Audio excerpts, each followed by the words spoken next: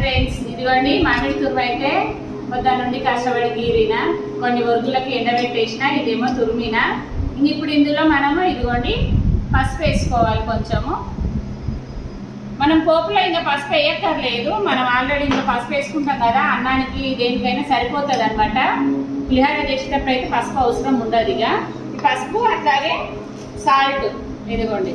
నేనైతే అందాజుతో వేస్తున్నాను, మీరైతే కిలోకి ఒక పావు కిలో కంటే తక్కువ, అంటే ఒక 200 గ్రామ్స్ వరకు వేసుకుంటే చాలా రోజులు స్టోర్ ఉంటుంది అనమాట. ఇదిగోండి మనం మళ్ళీ కూడా ఏంటంటే పోపులో వేసుకుంటే మీరు పులిహోర చేసినప్పుడు అన్నానికి చూసి వేసుకోవాలి, ఎందుకంటే ఇందులో సాల్ట్ మనం చాలానే వేస్తాం కదా, చూసి వేసుకోవాలన్నమాట సాల్ట్ అయితే.